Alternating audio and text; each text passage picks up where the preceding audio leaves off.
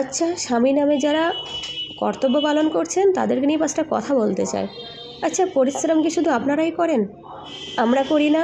ঘরে ক্যামেরা লাগিয়ে দেখুন, আপনারাও যেমন পরিশ্রম করেন আমরাও তেমন করি। সারাদিন আমাদের কত কাজ থাকে। সকালবেলা উঠে স্বামী সন্তান কী খাবে তার জন্য চিন্তা করা, দুপুরবেলা কী খাবে সেগুলো করা, ঘর পরিষ্কার করা, জামাকাপড় পরিষ্কার করা, মানে শ্বশুর শাশুড়িকে খেয়াল রাখা, স্বামীকে যত্ন করে খেতে দেওয়া, কত কাজ আমরাও করি। কিন্তু তারপরেও আমাদের মেজাজটা কিন্তু ঠান্ডা থাকে। কিন্তু আমরা যদি কোনো একটা কথা আপনাদের বলতে চাই, আমাদেরও তো ইচ্ছা থাকে যে আমার স্বামী আমার 5টা কথা শুনুক, আমার যত্ন করুক, আমাকে ভালোবাসুক। এগুলো তো আমাদেরও মনে থাকে।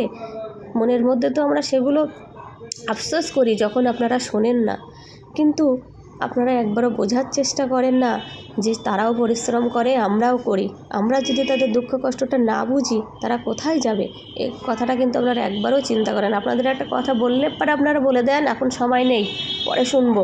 কিন্তু তখন সেই মুহূর্তে যে আমরা কত কষ্ট পাই সেটা আপনারা কিন্তু কখনোই বোঝার চেষ্টা করেন না।